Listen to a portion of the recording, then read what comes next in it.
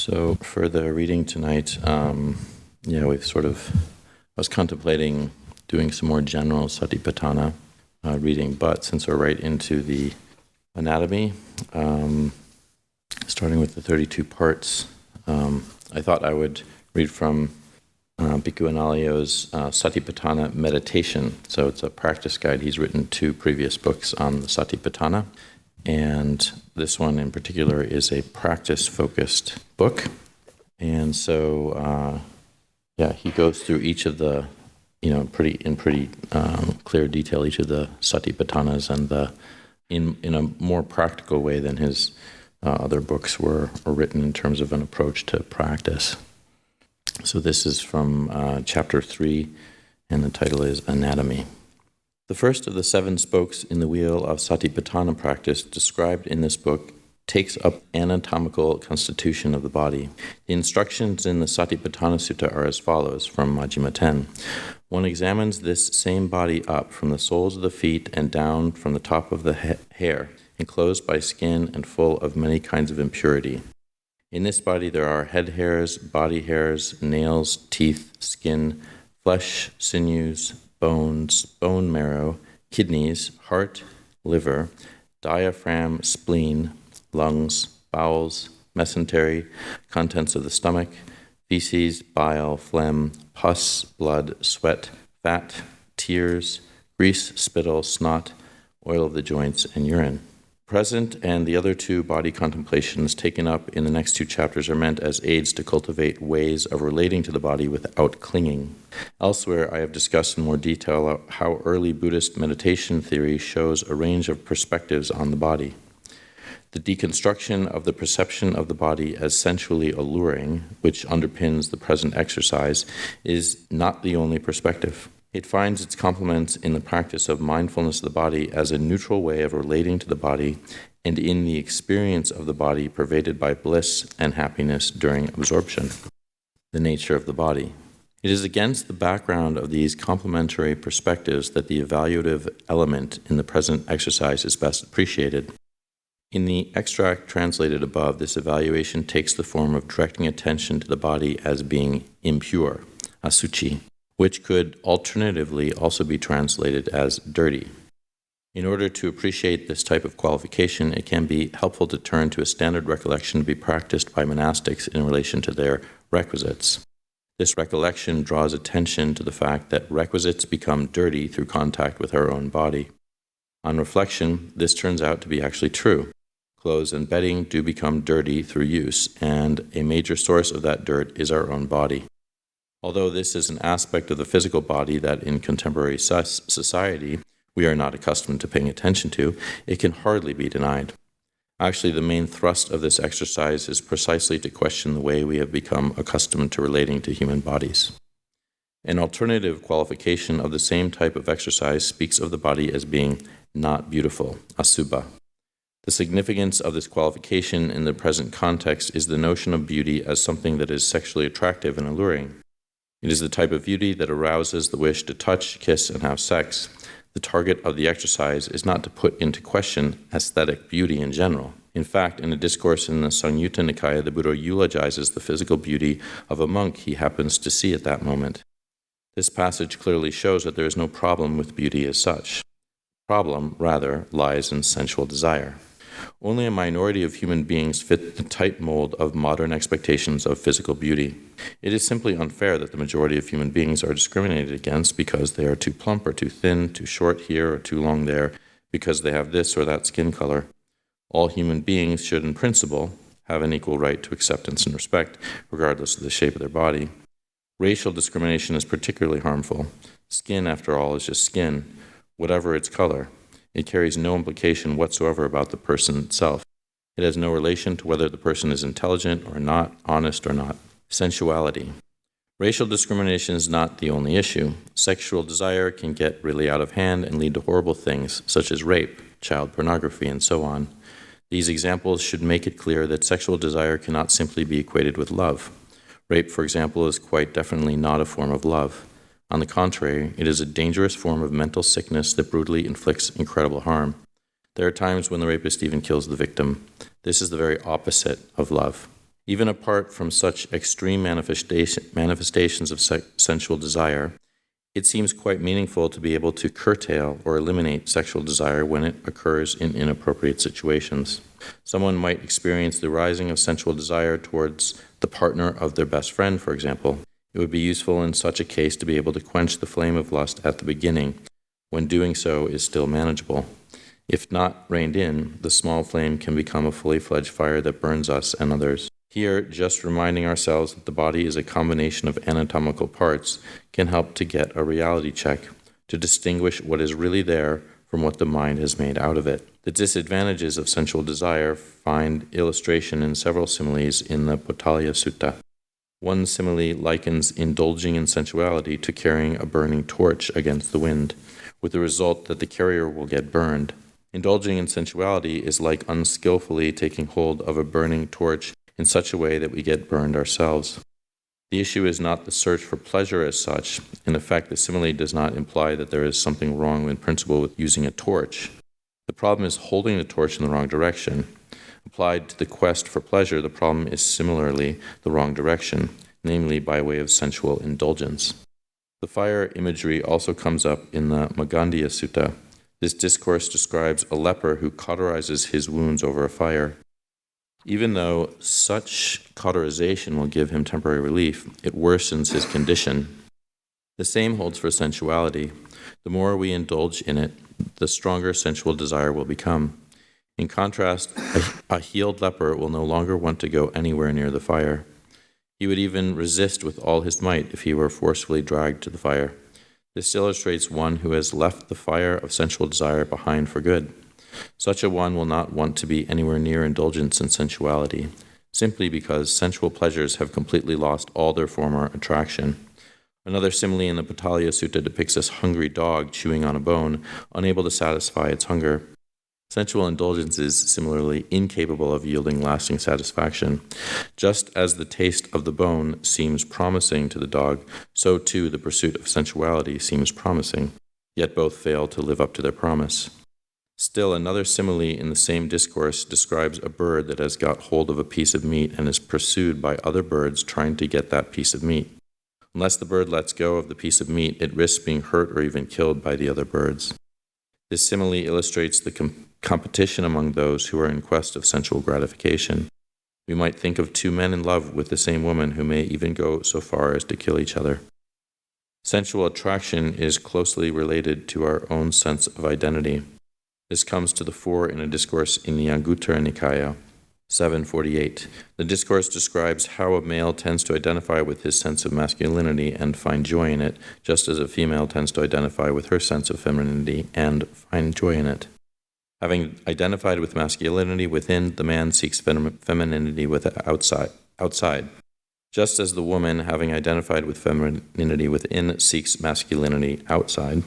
In this way, yearning for sexual union prevents them from transcending the narrow confines of their sense of identity. Although not explicitly mentioned, the presentation in this discourse could also be applied to the case of same-sex sensual desires. The basic principle remains that letting go of a limited and limiting sense of identity, which is what fuels sensual desire, opens up the path to freedom. Present exercise offers a training to reach such freedom. It involves a shift of perception away from the default notion of the human body as sexually attractive, in which our society has amply trained us. Think of all the time and resources invested in beautifying and adorning the body. This is such a waste of time and resources, which could be used for better purposes. All that is required is to emerge from the obsession with the body as sexually alluring. Just keeping the body clean and in working order is so much more simple and appropriate. Strictly speaking, sensual desire falls under the header of the 5 hindrances. Nevertheless, it might be worth pointing out already here that desire as such is not necessarily a hindrance. The desire to develop ourselves and to progress on the path is certainly praiseworthy. There is no question about this. The problem with sensual types of desire is simply the mistaken belief that true happiness can be found by gratifying the senses.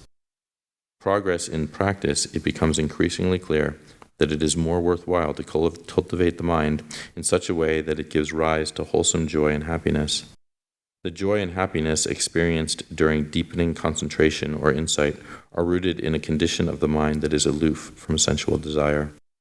The primary function of the present exercise is to facilitate such seclusion. It is a medicine, a cure to enable the experience of a greater and more refined happiness than we could ever achieve through sensual indulgence. In a way, it offers a shift towards developing intimacy within, rather than embarking on the quest for intimacy through external sexual union. The simile. As already mentioned in the previous section, the actual contemplation of the anatomical parts as impure or dirty, or as bereft of beauty, is not a form of mindfulness in itself. Instead, it is an examination. This difference needs to be kept in mind. The evaluative element introduced with this examination is not a form of mindfulness itself. It is a practice that is meant to lead to establishing the balanced stance of mindfulness. The topic of balance and freedom from desire and aversion comes to the fore in the simile that accompanies the present exercise in the Satipaṭṭhāna Sutta. It is just as a man with good eyes who has opened a double-mouthed bag full of different sorts of grain, such as hill rice, red rice, beans, peas, millet, and white rice, which he would examine. This is hill rice, this is red rice, these are beans, these are peas, this is millet, and this is white rice. Looking at various grains in such a bag, apparently used for sowing, would hardly provoke a reaction. We would not think of rice or beans as sexy, or want to devise ways of beautifying them. They are simply rice or beans. The aim of this exercise is to cultivate a similar attitude towards different parts of the body. In effect, the list of anatomical parts includes aspects of the human body that are generally considered attractive, such as hair, nails, teeth, and skin. Alongside these come parts that are generally considered as disgusting, such as feces, bile, phlegm, pus, blood, and so on.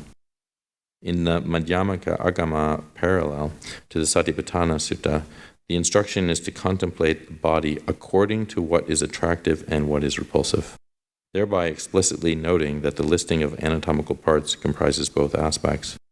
The task is to emerge from attraction and from disgust, learning to perceive the parts of the body with the same attitude that we would have when looking at various grains.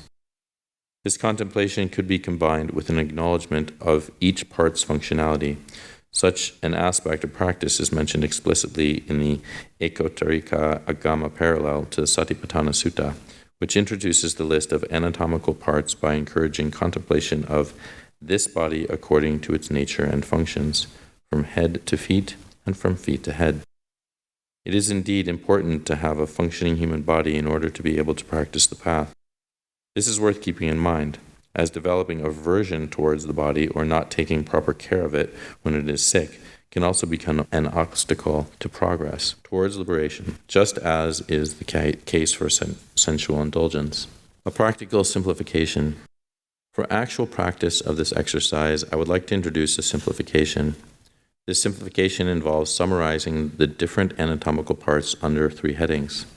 These are skin, flesh, and bones. The idea for such a simplification came to me from the Sampasadaniya Sutta. The relevant passage describes a progression from the contemplation of the anatomical parts to being aware just of the bones, leaving aside skin and flesh. This implies that the list of anatomical parts can be summarized under these 3 aspects. The simplification I am proposing here is just meant as a starting point, leaving it open to each practitioner to change to a more detailed contemplation later on. The mode of practice I recommend to get started takes the form of body scans. One body scan to become aware of the skin, another to become aware of the flesh, and a third to become aware of the bones. By way of background to the scans, I would like to say a few words about the relationship between a map and reality in meditation. Our meditative experience is conditioned by both. The teachings passed on by oral transmission are maps to be used for practice. The application of these maps to the reality experienced in meditation becomes mental cultivation, bhavana. Maps are clearly important, but they are only tools. They are similar to a raft, which is useful for crossing over, but afterwards can be discarded. The use of a map as such is not problematic, as long as we make sure beforehand that this map accords with reality. In other words, using a map does not mean giving free rein to any type of imagination. Instead, we make sure that our map is in accordance with reality. Such a map has the potential to lead to knowledge and a vision of things as they really are. Yatha Bhuta. Using concepts as aids for the cultivation of insight works well as long as our overall map is in accordance with reality. It not only works well, concepts are actually required. Without the use of any concept, we would hardly be able to know that there are skin, flesh, and bones. We would not even be able to know that there is a body. Regarding the correctness of the map, the fact that the human body has the anatomical parts listed in the instructions is beyond doubt. The same holds for the proposition that the body has skin, flesh, and bones. There can hardly be any question about the accuracy of this particular map, inasmuch as just the anatomical parts are concerned, leaving aside for the time being the evaluation of these as impure. When doing a body scan with attention given to skin, flesh, or bones, it is not essential to be able to sense each and every part distinctly. As a matter of fact, the listing in the Satipaṭṭhāna Sutta is not comprehensive. Elsewhere, the discourses reflect awareness of the brain, for example, which is not mentioned in the instruction for contemplating the body's anatomical parts. Only with later tradition does the brain come to be added to the list. Whatever anatomical parts are selected for contemplation, we already know that these are in the body. So there is no need to conduct a personal research project aimed at proving their existence and certifying our map.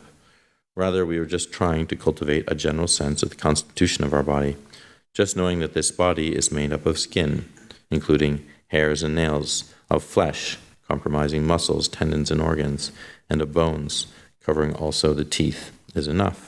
By way of preparation, we could simply touch our face with the hands to get a feel for skin. Then we could touch the gums with our tongue and get a sense of flesh. Next, we could move the lower jaw from one side to the other and forward and backward to get a sense of bones. This much should be within the reach of personal experience for each of us. Just this much is enough as a starting point. During the actual scanning of the body, we might at times have an actual sense of the physical location of some of its parts. We might feel them, but even without a distinct feel, it suffices just to know that they are there. The purpose of the exercise is served by just knowing without needing to strain ourselves to get a distinct feel. For the actual scan, I suggest starting with the head and moving down to the feet for contemplating the skin. For the flesh, I suggest moving up from the feet to the head, and again from the head down to the feet for the bones. This is just one way to do it, and practitioners should feel free to change and adjust according to personal preference. An alternative for those who are not comfortable with the scanning method at all would be, for example, to direct awareness to the entirety of the skin, then of the flesh, and then of the bones of the whole body. During each scan, even though there is a clear focus on either skin, flesh, or bones, it would be ideal if such focus came together with a general sense of the presence of the whole body. The 3 scans for skin, flesh, and bones involve a progression from the more external to the more internal. This gradually builds up a more 3-dimensional apperception of our own body as a whole. Such 3-dimensionality in turn provides a firm spatial grounding in whole body awareness as a tool for the maintenance of present moment awareness. A detailed approach. Based on sufficient familiarity with this simplified approach of taking up just skin, flesh, and bones as a starter for this exercise, a detailed scan could be developed that takes into account all of the items mentioned in the discourse. In what follows, I present one way in which this could take place. Due to being combined with the scan, the order of organs differs from the list in the Satipaṭṭhāna Sutta. When doing the first scan, we become aware first of the head hairs, and then turn to the skin in the head area. Attention given to the skin in the face area can be accompanied by noting the grease that lubricates the skin in general, together with the occasional manifestation of pus evident in the formation of pimples, such as on the forehead or cheeks. Coming to the eyes in particular can serve as an occasion for noting tears, the nostrils for noting snot, and the mouth for noting spittle. Moving further down, awareness can turn to body hairs, which are especially prominent in the armpits, as well as later on when reaching the genital area. The same locations can also be employed for attending to sweat, as manifesting with particular prominence in the armpits and genital area, in the awareness of that perspiration, of course, takes place through the pores of the skin and the whole body. When coming to the skin of the hands and later to the feet, the nails can be noted. When reaching the buttocks, attention given to the skin can come in conjunction with noting subcutaneous fat. During the second scan from the feet onwards, awareness of flesh can be combined with noting also the sinews. These are in fact quite evident right away when starting with the feet. On reaching the genital area, the bladder containing urine and the bowels containing feces can come in for specific attention. Contemplation could proceed by turning to the mesentery, the kidneys, the spleen, the contents of the stomach and the liver with its bile. Next come the diaphragm and the lungs, which can be related to the manifestation of phlegm. Turning to the heart can come in conjunction with noting the blood that the heart pumps throughout the body. Contemplation continues with the fleshy parts and the sinews in the arms as well as in the head. The third scan could begin with the bones of the skull and teeth and then move on to the bones and the bone marrow of the remainder of the skeleton. When coming to a joint between two bones, the oil of the joints could also be noted. This is just one possible way a detailed scan could be carried out, based on the anatomical parts listed in the instructions, albeit in a different sequence. Perhaps a suggestion could serve as a starting point for each practitioner to develop a mode of contemplation that best suits individual needs and preferences. In general, however, my recommendation is to begin by at first just using skin, flesh, and bones. That much suffices for progressing to the goal of the practice. Keeping an eye on balance. As far as the evaluation is concerned, the question of whether the body is indeed impure, dirty, or not beautiful is not as self-evident and acceptable for many practitioners as the fact that it is made up of these various anatomical parts. Whereas a map based on these parts can hardly be put into question, whether the evaluation should become part of the map used for practice depends on our personal assessment. Therefore, I would leave it up to each practitioner to decide to what extent an element of evaluation feels appropriate. Although for monastics dedicated to a life of celibacy, a strong version of the evaluative element would be quite appropriate. The same is not necessarily the case for a lay practitioner living the family life. Yet according to the discourses, several lay disciples were accomplished practitioners of Satipaṭṭhāna. In view of the diversity of situations from which practitioners can come, it seems best to allow for different modalities of the present exercise. An important starting point for this practice is mindful recognition of the type of relationship we have towards our own body. If this relationship is one of aversion towards the body, it is important to avoid doing anything that further strengthens such aversion. If we already tend to feel frustrated or even depressed because our body does not meet current standards of physical beauty and attractiveness, it would be unwise to employ the evaluation. Instead, we might turn attention just to the fact that the body is made up of skin, flesh, and bones, which perform their function independent of what society considers to be good looks. So the opposite approach would be to do this scan just to arouse an attitude of balance, similar to looking at various grains. A reflection along the lines of non-attachment will be appropriate, especially for practitioners who are negatively disposed towards their own body. After all, it is just skin, flesh, and bones. There is no problem in deciding to go for this option. On the contrary, it is an essential part of proper mindfulness practice to recognize clearly where we are and where we want to go. Such mindful monitoring can lead to the realization that the evaluative element does not fit our present situation. The type of Satipaṭṭhāna meditation I am presenting here covers 3 different body contemplations. This leaves room for each practitioner to choose which of these 3 should be given more emphasis. It is perfectly fine to approach this particular body contemplation softly. There is no need to force ourselves to do something that turns out not to be beneficial. The same holds even more if we are the victim of abuse or other body-related traumas. In such a case, we first of all need to find a way of inhabiting the body without giving rise to negativity. The employment of an evaluation that increases negativity would be counterproductive and could even be damaging. In such a situation, it is appropriate to opt just for the simple practice of being aware of skin, flesh, and bones, together with a continuous monitoring of how this affects our present relationship to the body. Based on such continuous assessment through mindfulness, we will then be able to decide how to proceed.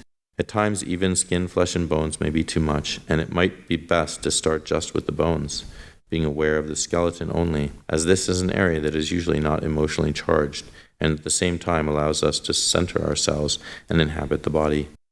Alternatively, it could also be an option to work just with a part of the body that feels safe. This could be, for example, the feet. So we just direct attention to that part of the body for the scans and only gradually and softly expand other parts of the body.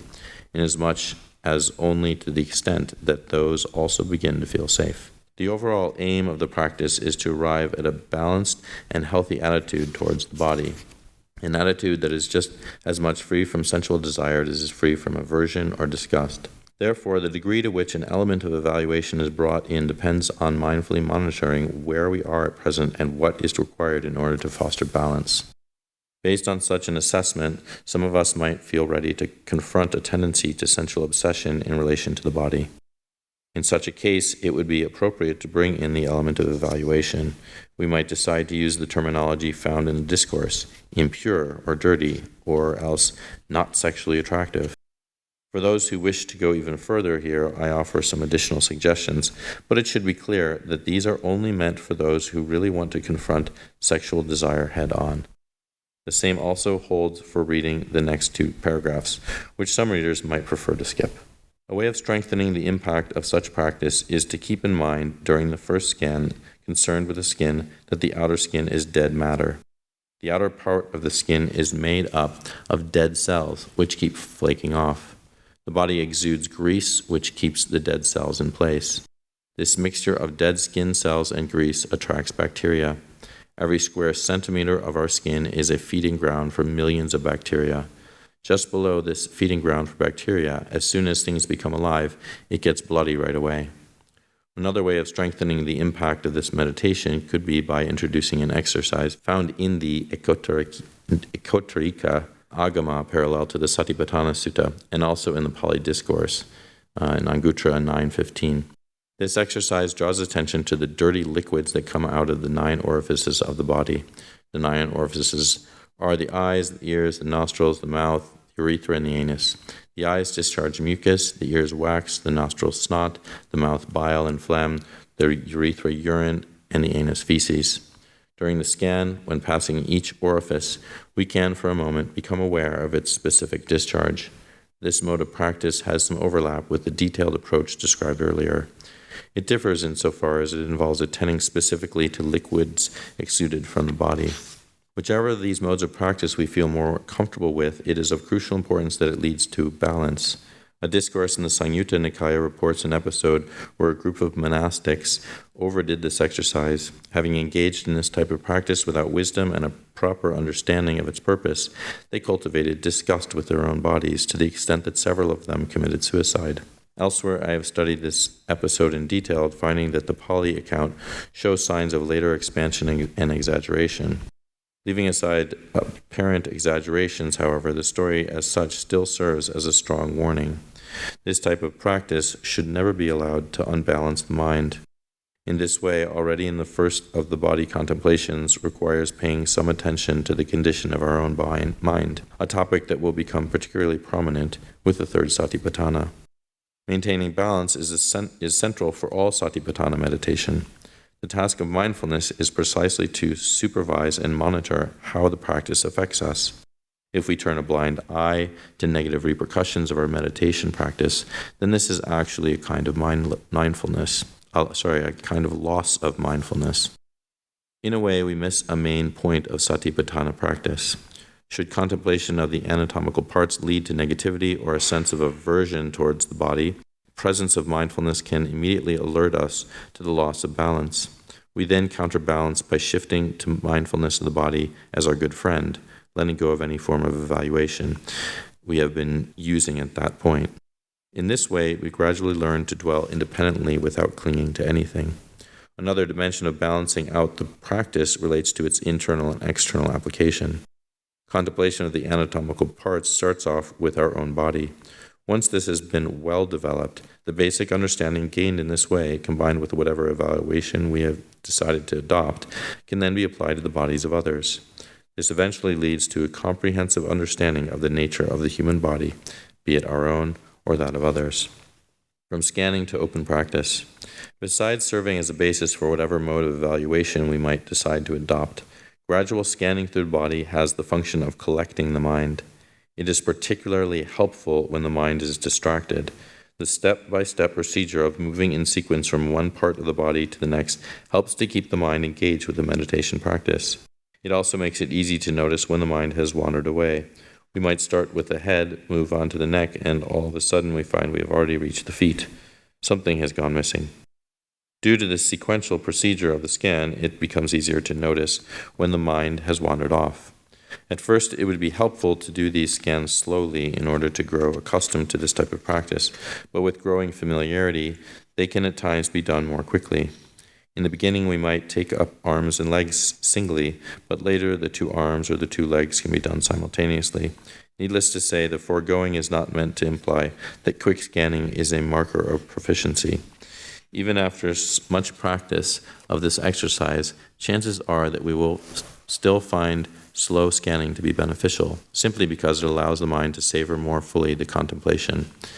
In the end, it all depends on our present state of mind and preference. Recognizing the most appropriate way to practice at any given moment is the task of mindfulness and clear knowing. Genuine Satipaṭṭhāna meditation is not about stoically repeating the same thing over and over again to the extent that the mind just becomes dull. Instead, it requires constant alertness to the conclusion of our mind.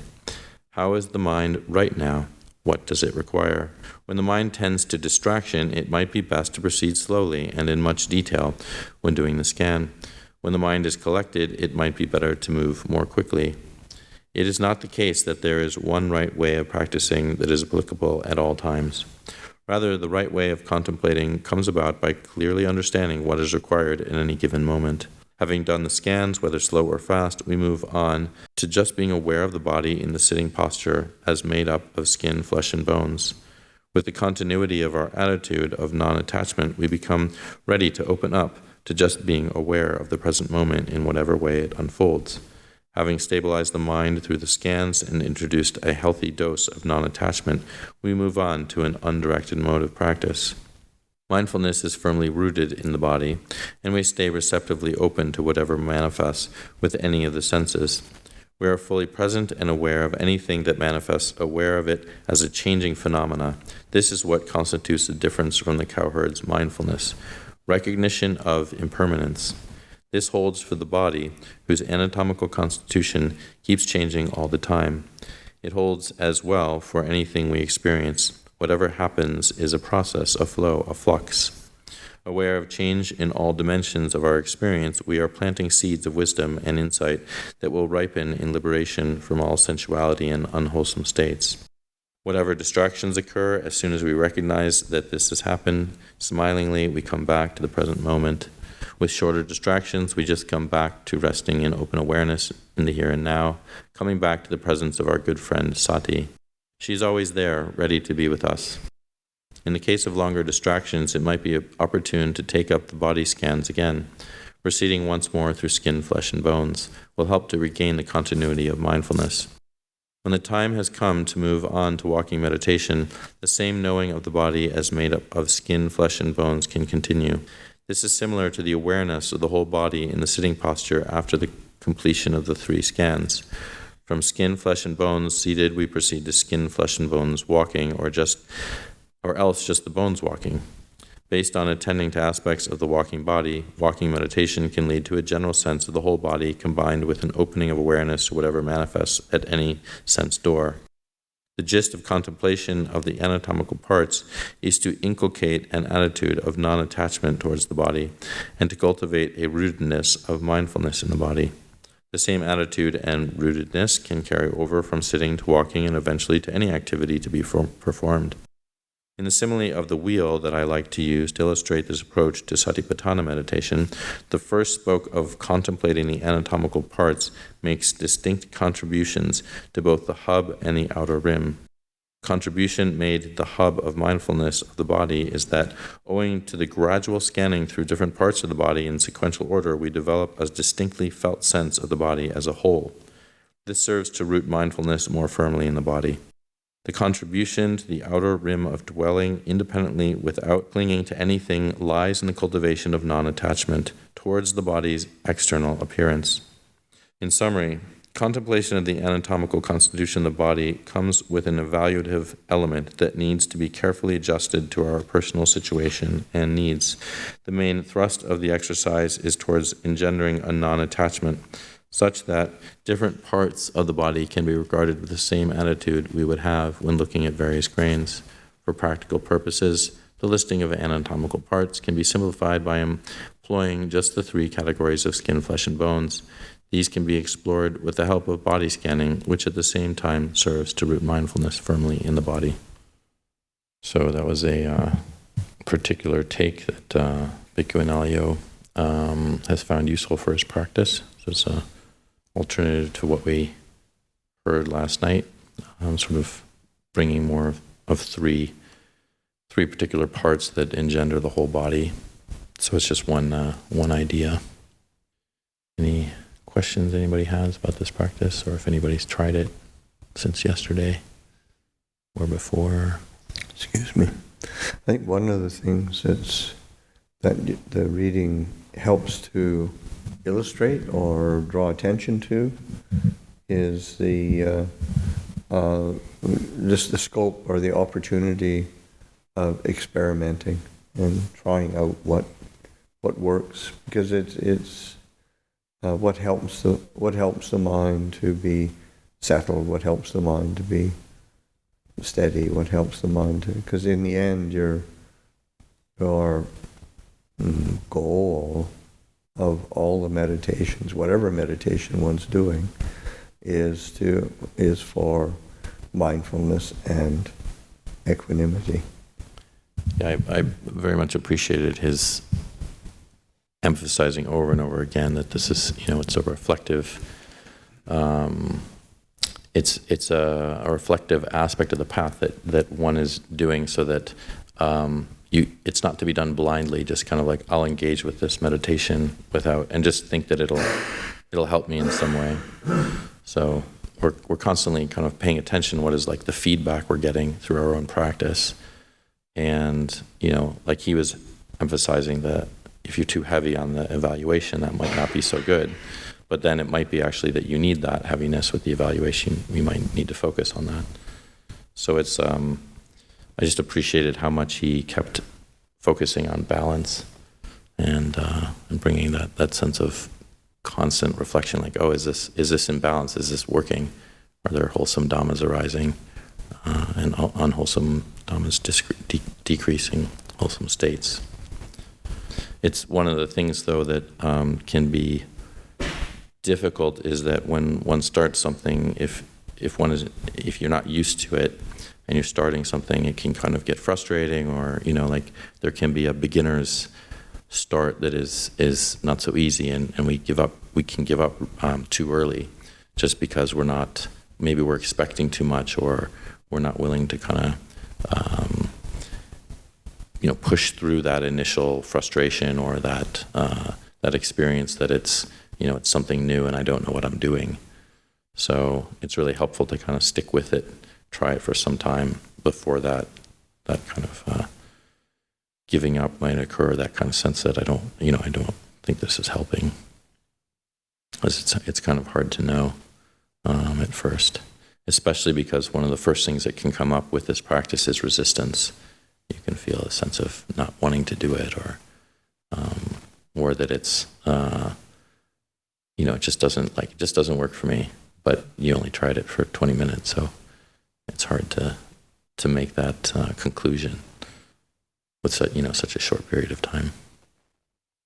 Just wanted to ask, has anybody tried anything? Anybody willing to say? Yeah. Hands up. Anybody tried a little bit? Yeah. Okay. Oh, many people. Good. Yeah. I think over the course of the retreat, it might be beneficial, as we're talking about some of the themes, to try them out, because one might not want to, again, because of that feeling, I'm good enough. My meditation practice is good enough. I don't need to switch it up or change or think about it. But if you do try it, then actually that'll bring up some pretty good questions.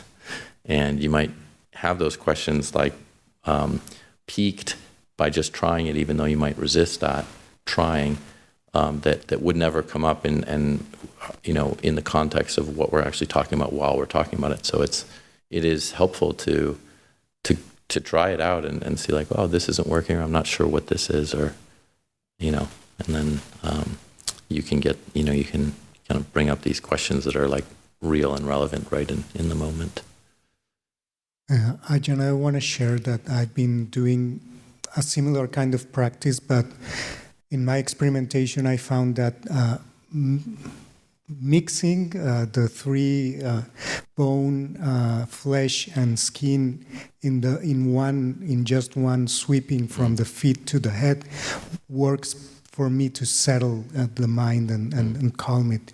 So sometimes I like to do a little bit of experimentation, and I found that to be soothing for my practice. Yeah, that's great. That's great. I think it's helpful not to get too caught in I need to follow some sort of approach or traditional approach, or I think Lumpur is always emphasizing that we do what works, and if we're seeing the wholesome states increase, like you're seeing calm, then that's what we see. It's sort of like, it's funny that when people have good effects and they're like, am I doing this right? But yes, you're having good effects. But similarly, not to always trust the negative effects to say it's not working, and to say like, okay, maybe something I have to go through or change it a little bit or alter what I'm experimenting with. So it's also not the case that because we're having negative results that means that the practice just won't work for us. But yeah, it's good stuff. I think it was Ajahn Kurudama, when you were early on in your practice, Lumpur had suggested this practice. Yeah. And you did a year, gave yourself to it for a year. Stories that I've told 1,000 times. But not to everyone here. Has anybody not heard that story of my practice in the early days? So everybody's heard it. Oh, you haven't. Oh, okay. I've said it so many times. It was just, I'll briefly mention it. When we opened the monastery, and then the first winter retreat that we had, and I was having my first interview with Lumpur, and it was recounting to him many years of frustrating experience doing anapanasati, mostly self-taught through reading, those kinds of things, but bits and pieces of instruction and following the traditional way that it is often taught, of watching the breath at the tip of the nose, and that's it. That's what you do. That's what anapanasati is. And trying to do that with, devotion for many years, and just not reaping very good results from it, getting very tense, very intense and very tense, and not sure what I was doing wrong, and just feeling quite frustrated, and mentioned that to Lumpur in the first get-together that we had that very first winter, and he basically just said, stop doing it. Don't do anapanasati, which was kind of like, what? Not doing anapanasati? And then I said, well, and then he said, reflected, you've done it so long with such frustration that, you've really just developed a lot of negativity and aversion to it, so it's not going to work. And I said, okay, well, what do I do? And he said, do reflection on the 32 parts. And I said, no anapanasati, just reflection on the 32 parts. And gave some instruction with that. I said, for how long? He said, a year. Oh, okay. Well, so I did that, various consultations with Lumpur, and didn't do any anapanasati. And then he, at the end of a year, talking about the results and the benefits, which were great. I mean, I still do it quite a lot to this day. And then I said, okay, should I go back to anapanasati? And he said, nope, not yet. And I said, oh, okay, what am I supposed to do? And he said, well, probably a good time to switch over to metta bhavana and practice some loving kindness reflections. And we talked about the techniques and ways to reflect. And I said, okay, for how long should I do that? And he said, a year. I said, okay. And so took that up alongside the body contemplation. And then got a lot of benefit from that as well, of course. And then at the end of the second year, we chatted, and he said, okay, well, if those are well developed for you, it's been long enough. If you want to, you can start returning to Anapanasati as another method. But just kind of basically saying, mindfulness of breathing, Anapanasati, that specific practice, is wonderful, and it's a go-to for all of us, and it was one of the Buddha's primary reflections for himself. But if it's not working, it's not working, and don't beat a dead horse. Give it a break, give it some distance, and then you can come back to it with freshness. I just wanted to offer, if this is helpful, that at Ajahn Martin's monastery, he tells us not to do the body contemplation unless there's a really good foundation of samadhi that is cultivated for a long time beforehand. So he was like, don't do it unless you feel sufficiently stable. And that was helpful to me. Yeah, I'd just like to ask, this is loud. So for body contemplation, like Ajahn Panivado in the previous talk mentioned that if you do body contemplation intensely, it can trigger a lot of anger, aversion, because you're fighting against these really long-held attachments, and that metta or breath meditation can be really helpful to balance it out. But I'm wondering, did you need like a balance when you did the year-long of body contemplation, or were you able to just go right into it without any kind of... Yeah, I never experienced the negativity that he referred to as sometimes being able to happen, which is probably what your Ajahn was also referring to, not wanting to get caught in negativity, to have a foundation of pleasure, of samadhi. I'm assuming that's what he was referring to. It never happened to me, and that could, I think people have different dispositions, and that's where you have to do again what we're always instructed to do, which is evaluate for yourself, see for yourself the effects of what you're doing. Don't just follow a program that somebody says is the right thing to do without bringing self-examination into it.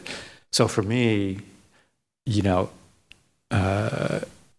never experienced any form of aversion or negativity with the 32 parts right from the get-go. I always immediately, and I didn't have a very strong foundation in samadhi at all. I had like no foundation in samadhi when I picked it up.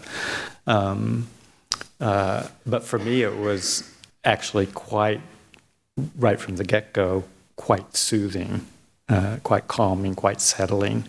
Just maybe the way that I picked it up, learning the recitation of the words, just memorizing the Pali, memorizing the English, and just often doing it on the walking meditation path, just recitation, almost like a mantra,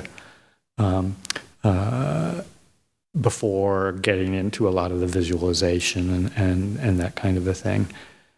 So it was very soothing, very calming. And then, I also had a background as a nurse and, kind of worked through some of the aversions that one develops, but actually just came even into that without too much aversion. So you pick it up in the ways that you pick it up. You experiment, you see what the effects are, and you adjust suitably. So if you find that, the aversion and the anger is arising, immediately start, working with that, recognizing that, looking at it, examining it, and applying some antidotes, bringing things in to soften the heart, soften the mind, like metta bhavana, kindness.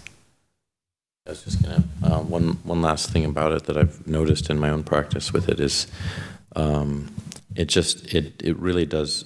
Yeah, I don't have a version coming up, but coolness and the feeling of coolness around like really almost immediately taking the edge off of desire, like actually feeling it within the body that there's just not as much of that reaching out for whatever the object is in my mind, that I'm reaching out towards. And that just, and it's not like a profound, like it's gone. I mean, it has had effects where it can be, very much depreciated, but just the sense of just a little time with it just kind of like, I tend to feel like this edge just drop from desire that's like, oh wow, it feels so nice. And so I think it's different for each person, their experiences. But it's good to experiment, and if one finds that very useful, then that can really aid in meditation, because the mind just can really drop out of that desire, the feeling of kind of the mind kind of like overrunning itself or feeling spun out by desire.